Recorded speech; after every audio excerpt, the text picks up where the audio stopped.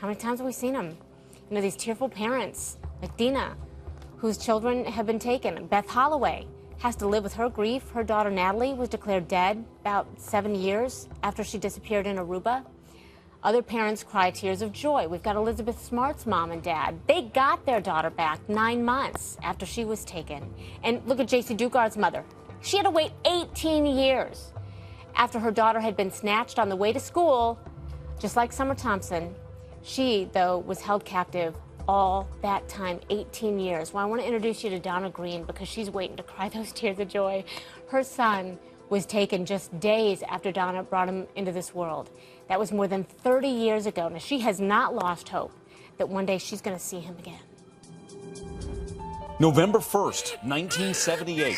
Donna Green gives birth to a son, Raymond, at Grady Memorial Hospital in Atlanta. But it was a chance encounter in the nursery that would dramatically change her life.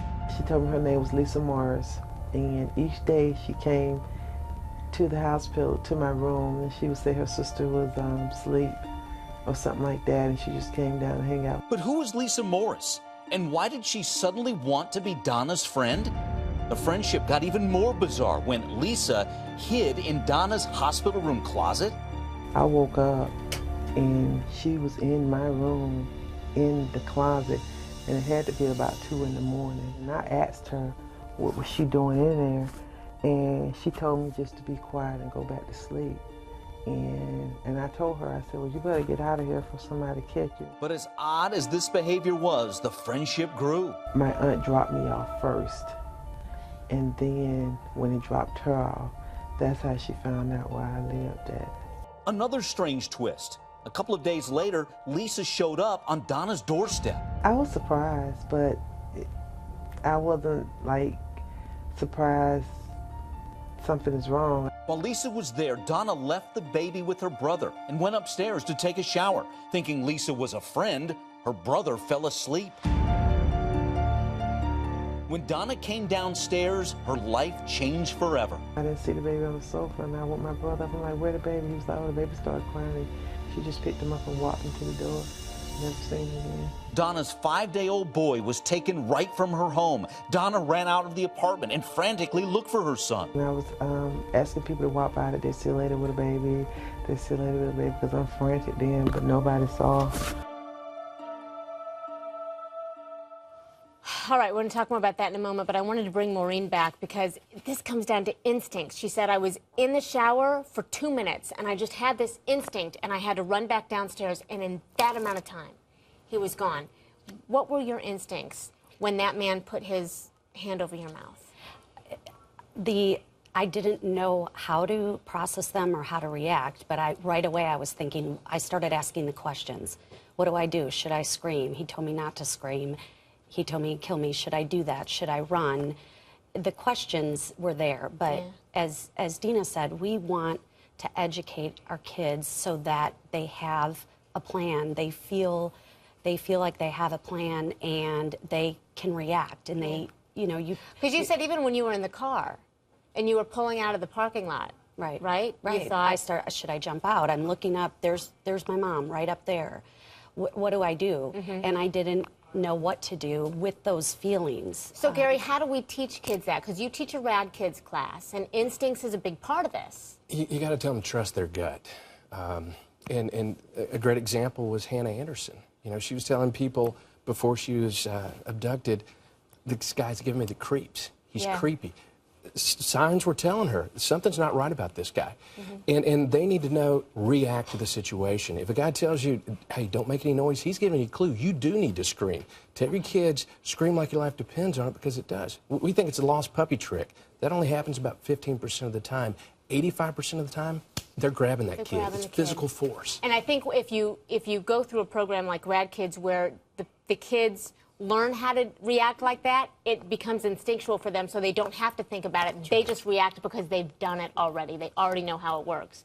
Now, I want to let you know, again, days after Donna brought that child into the world, obviously, can you imagine just losing your child, somebody taking it? Well, we have an age progression photo coming up that could help finally reunite her with her son. All right, let's hear more now from Donna Green. Her son, taken almost 35 years ago. You know, we've seen with cases such as J.C. Dugard, there is hope. And Donna hasn't lost it. Tell me what those first couple of days were like. I mean, did you think she was going to bring the baby back? Honestly, I didn't know what to think. It was so unreal that I was kind of in a daze, like, what is really going on? Somebody had took my baby, and nobody is really helping me find my baby. So I kind of just, like, knew the fantasy police gonna find that baby and bring him back home. At what point, how many days or months went by before it sank in? It never did. From the time Raymond was missing up until this very moment, I never thought he wasn't coming home. You still think he'll come home? Yeah. I actually think every time a child, like when they found J.C. Dugard, I knew he was closer to home. And when they found the 3 girls, I knew he was closer to coming home. What does it look like to you when you would maybe see him and you would both know, oh my gosh, you're my son, and oh my gosh, you're my mom? Yeah, well, when I vision that, I just vision him in my arms.